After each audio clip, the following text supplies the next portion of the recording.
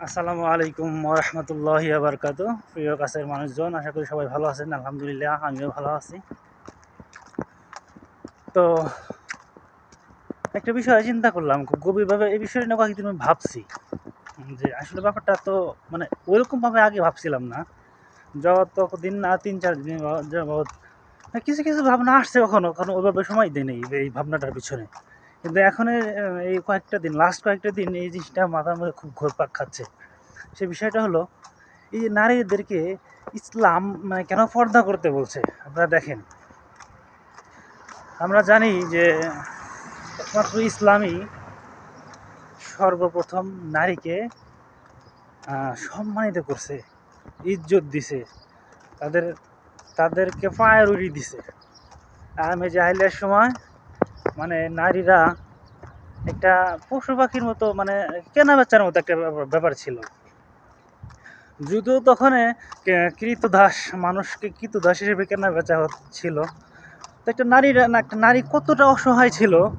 তো ওখানে দেখেন আপনি চিন্তা করেন যে আহমেদ জাহিলের যুগটা আর কি, মানে একটা গর্ভবতী মহিলা যদি রাস্তা দিয়ে হেঁটে যায়, তো মানুষ তখন বলা বলি করতে থাকে যে এই মহিলাটার পেটের ভিতরে ছেলে সন্তান আছে, কেউ বলতো আবার মেয়ে সন্তান আছে। এরকম তাদের দণ্ডের কারণে তারা কি করতো, ওই জ্যান্ত মেয়েটাকে তারা পেটকে চিরা, তখন ওই চিল্লো চিরার কারণে কিন্তু মহিলাটা অলরেডি মারা গেল। এই বাচ্চাটাকে বের করে তারা দেখতো যে তার ভিতরে ছেলে নাকি মেয়ে। তাহলে দেখেন, সেই মেয়েটাও মারা গেল, মহিলাটাও মারা গেল, বাচ্চাটাও মারা গেল। তো কতটা বর্বর যুগ ছিল। সেই যুগের থেকে একমাত্র ইসলাম তাদেরকে অগ্রাধিকার দেওয়ার কারণে আজ নারীরা কত সম্মানিত। হ্যাঁ, দেখছেন একটা বিষয় কি, যে আমরা করোনা ভাইরাসের সাথে কোভিড-19 বলে থাকি, অর্থাৎ 2019 সালে এই কোভিড-19 এই ভাইরাসটা, হ্যাঁ, আমরা এটাকে আবিষ্কার করি, দেখতে পাই, বুঝতে পারি যে এটা একটা ভাইরাস। তো তখন তার আগে থেকেও কিন্তু মানুষ মাস্ক ব্যবহার করে। মাস্ক মানে অন্তত ধুলাবালি ময়লা এসব যেন না আসে এখানে, এই যে এই জিনিসটার থেকে যেন আমরা সেফলি থাকতে পারি। তো তাহলে দেখেন চিন্তা করে, নারীদেরকে ইসলাম, আমার এই কথাগুলা মুসলমানদের জন্য বিশেষ বোঝার সহজ হবে বোঝা, যারা ইসলাম ধর্মের অনুসারী তারা বুঝতে পারবেন যে আসলে বিষয়টা মানে কতটা সেন্সিটিভ। তো ইসলাম সেই 1400-1450 আগের থেকে আমাদের হযরত মুহাম্মদ সাল্লাল্লাহু আলাইহি ওয়াসাল্লাম বলছেন যে নারীদেরকে পর্দায় থাকতে বলা হয়েছে। তা নারীরা যে কতটা সম্মানিত, এখন আমরা এই ভাইরাস আসার কারণে, ময়লা থেকে বাঁচার কারণে আমরা মাস্ক ব্যবহার করছি।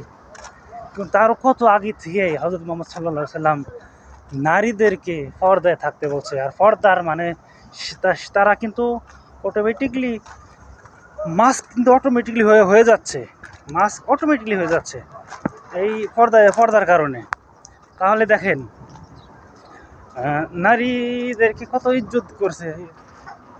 নারীরা শুধু বাবার অংশ থেকেই পায় না, দেখেন বাবার অংশ থেকে পায়, ভাইয়ের অংশ থেকে পায়, আবার মানে শ্বশুরের অংশ থেকে পায়, আবার তার ছেলে সন্তানের কাছ থেকেও পায়।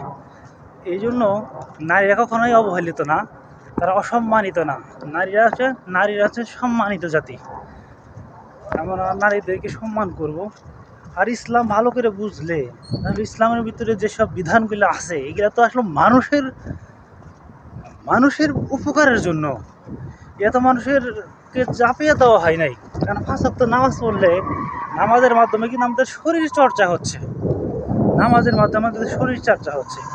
রোজা রাখলে অটোফেজি সম্পর্কে আপনারা মোটামুটি এখন সবাই জানেন যে অটোফেজি কি। অন্য একদিন আলোচনা করা যাবে। তো তারপরে জাকাত দেওয়া,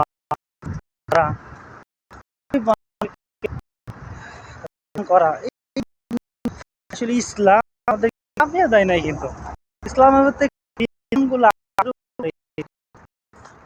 আমরা তার কথা আমরা একটু কোরবানি করি, এই জীবনের পশুর একটা পশমও কি আল্লাহ তালার কাছে পৌঁছায় না। কিন্তু আল্লাহ তালা এগুলো প্রয়োজন নাই। আল্লাহ তালা মানুষকে বিধান দিছে, মানুষ করতেছে।